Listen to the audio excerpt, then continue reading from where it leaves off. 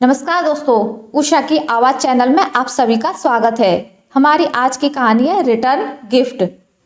सविता की पोती गरिमा का चौथा जन्मदिन था। सविता और उनकी बहू भारती इस बार के जन्मदिन को लेकर बहुत उत्सुक थी, क्योंकि गरिमा का स्कूल में मनाया जाने वाला यह पहला जन्मदिन था। भारती को तो अपने क्लिनिक और मरीजों से कम ही समय मिलता था, पर बीच बीच में सविता उसे याद दिला देती, भारती, तुम दोनों की क्या प्लानिंग है, पहले ही बता दो। अगर मैंने एक बार फाइनल कर दिया तो मुझे मत कहना। कुछ नया आइडिया आता ही नहीं मम्मी। ऐसा करेंगे, कोई पार्टी हॉल बुक कर लेते हैं। ना तो मुझे टाइम मिल रहा है और ना ही अतुल को।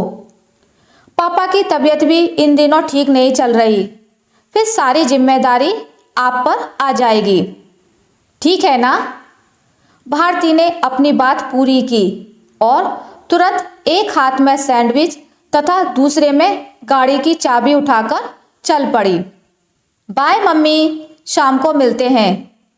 सविता मन ही मन बड़बड़ाई, खाना खाने का तो तुम्हारे पास समय नहीं, प्लानिंग क्या खाक करोगे? अरे होटल में जाकर खाना खिला देना, केक कटवा देना, ये तो सब करते हैं।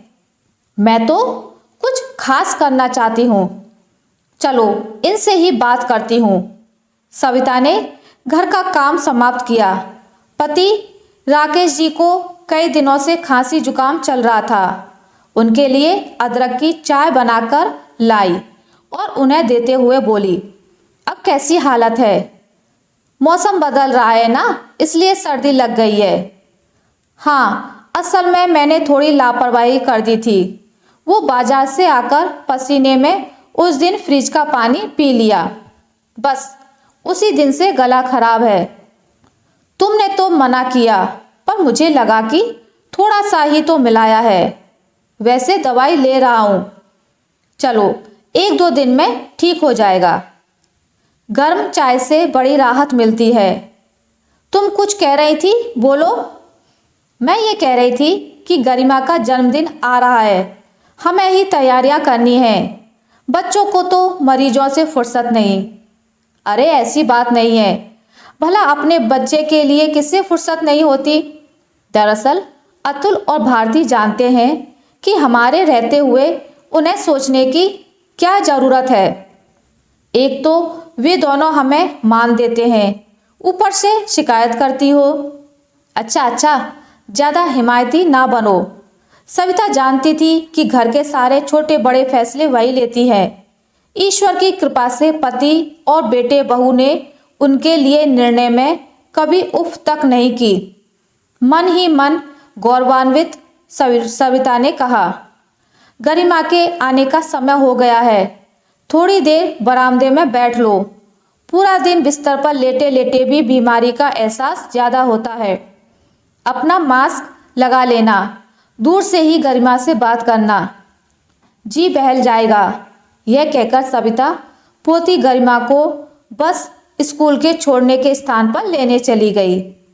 उनके जाने के बाद राकेश जी ने गर्म पानी से अपने हाथ मुंह धोए और मास्क लगाकर बरामदे में पड़ी आराम कुर्सी पर बैठ गए। तभी दूर से चहकती गरिमा की आवाज़ कानों में सुनाई पड़ी, दादू मैं आ गई। आज बताऊं क्या हुआ?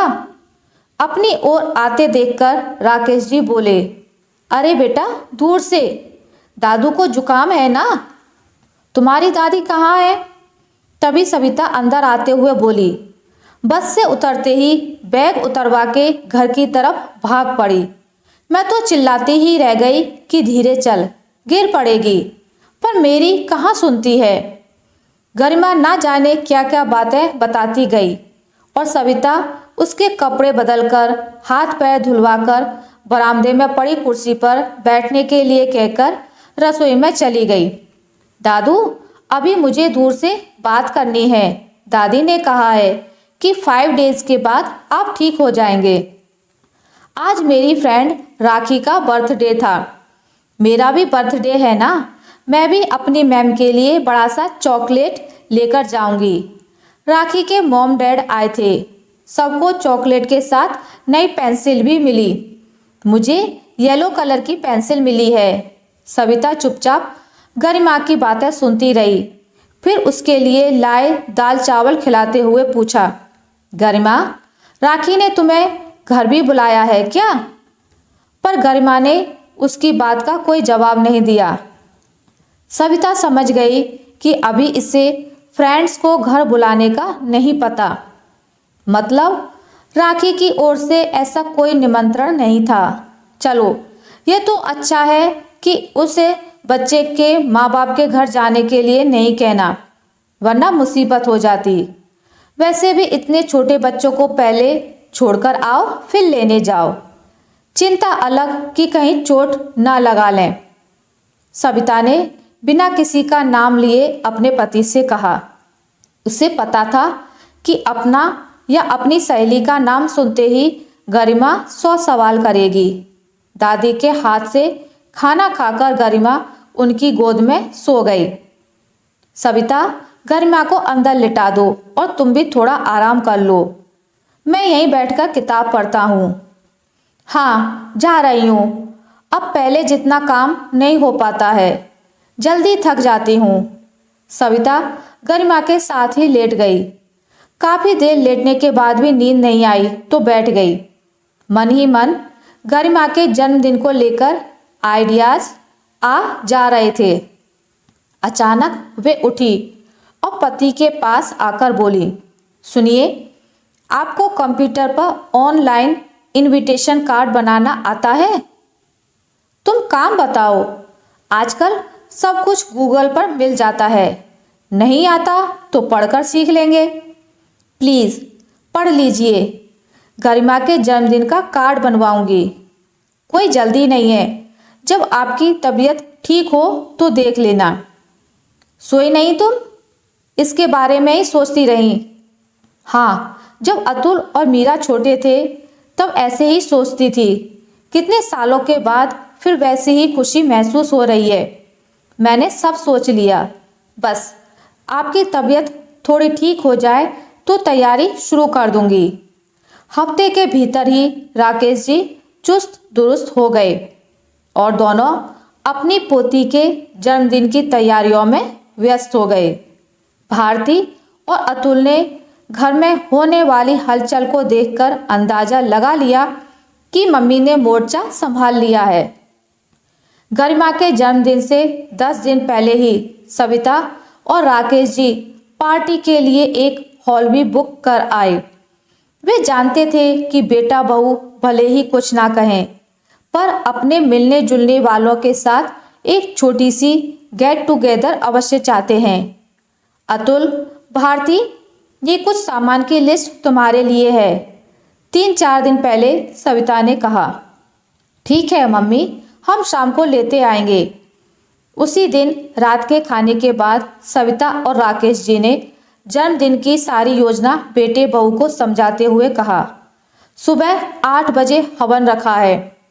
अपने जो रिश्तेदार इसी शहर में हैं उन्हें बुला लेंगे। एक तुम्हारे ताऊजी का परिवार है और एक मेरा भांजा है।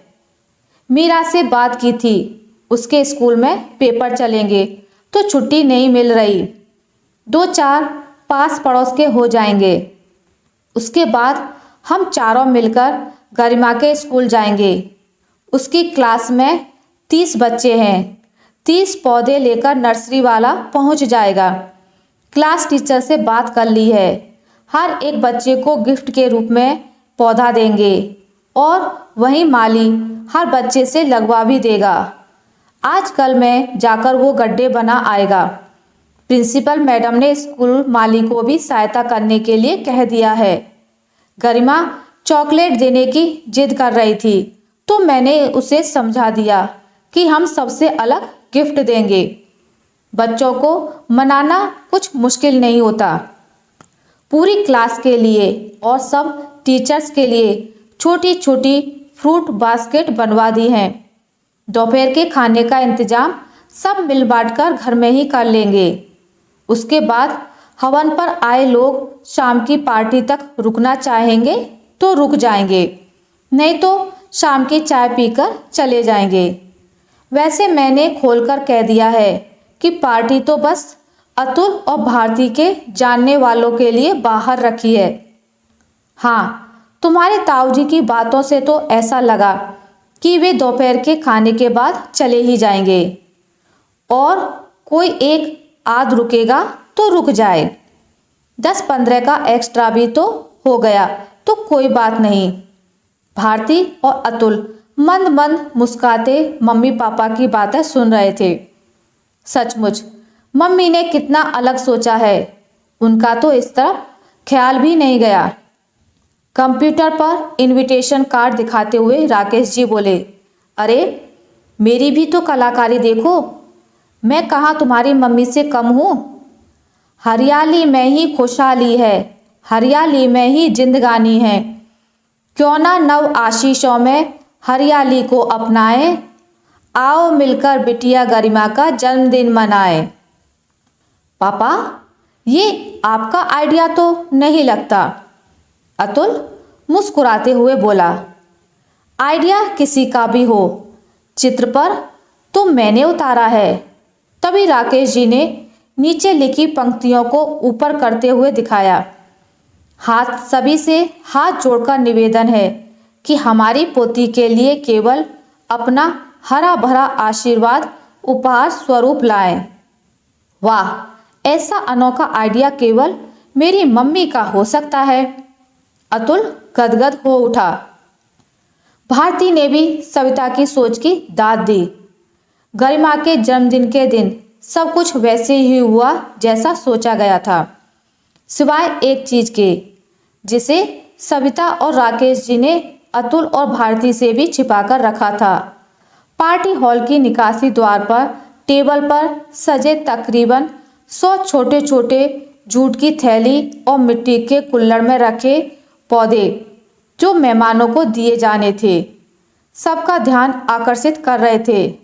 पार्टी में उपस्थित हर व्यक्ति उपहार स्वरूप मिलने वाले रिटर्न गिफ्ट की भूरी भूरी प्रशंसा कर रहा था। आशा करती हूँ आपको मेरी आज की कहानी अच्छी लगी होगी। अगर आपको मेरी ये कहानी अच्छी लगी है तो इसे लाइक करें, ज़्यादा से ज़्यादा शेयर करें, और अगर आप मेरे चैनल पर नए हैं तो इसे सब्सक्राइब करना ना भूलें। मिलते हैं एक नई कहानी के साथ, तब तक के लिए नमस्कार।